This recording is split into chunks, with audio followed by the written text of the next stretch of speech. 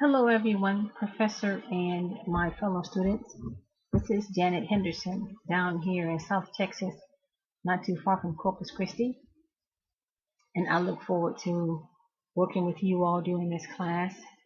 And I'm excited. I know that I'm with a whole new bunch of students, and change is good. um, I'd like to begin by talking about. I lost my page. There you go. The context and setting for my practice, my problem with practice is that currently I don't have a context or setting because I am not employed. I chose to focus on my education at this time, so I chose to not work, but that will be changing. But I am retired military, so I do have a source of income. But what I did was during my master's, which was my MS in organizational development, also with ACU, which I just finished in October.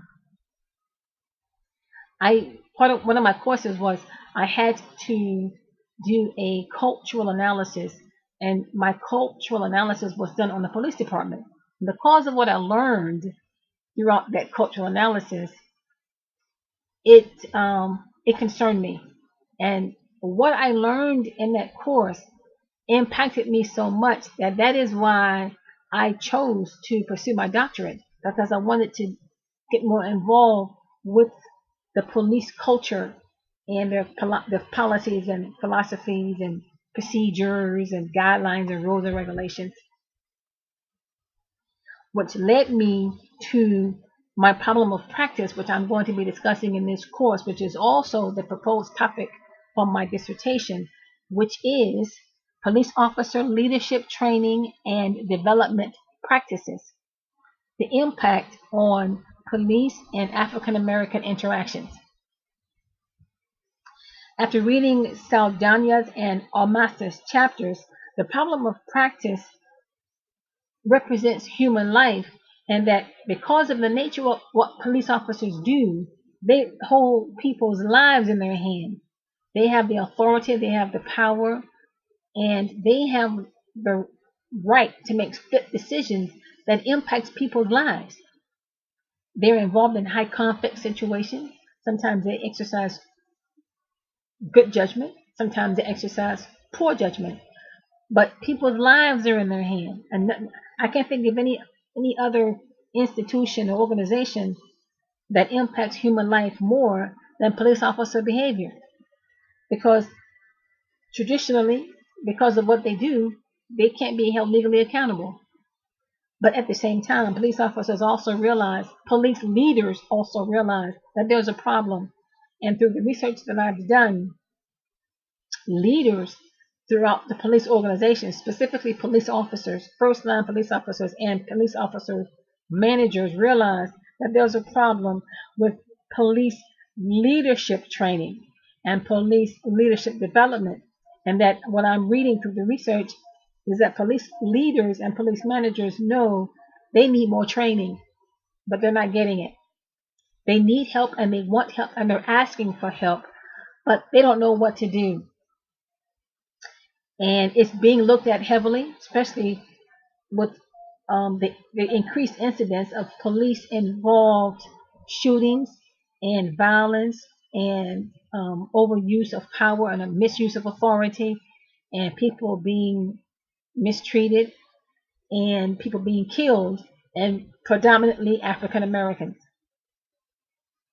The What I'm going to do to collect the data is using surveys and interviews. I'm also going to be looking at documents. I'm going to go to the police academy and look at their curriculum. I'm skewing the edges of curriculum development. I'm not going to be working on curriculum, but I'm going to be looking at their curriculum to see what is included. What are police academies teaching police recruits? What's included in that training? Also, what is not included in the training?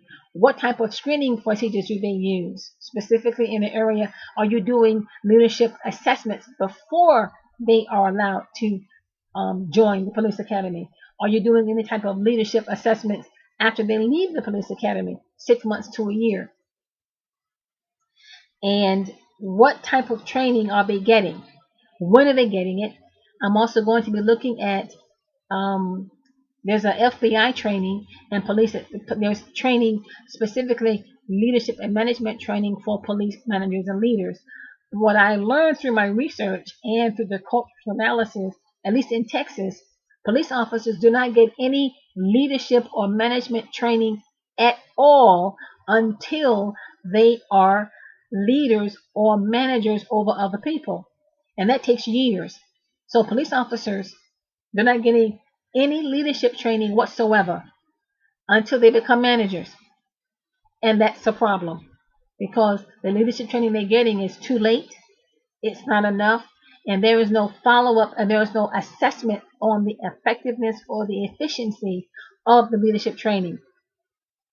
So that's going to be looked at very heavily. And what type of leadership training are they getting? When I was going through my undergrad, I was 2 classes before graduating and I changed my degree from criminal justice to human resource management. But I realized that while I was getting the undergrad in criminal justice, I did not receive any leadership training at all as part of the curriculum for criminal justice.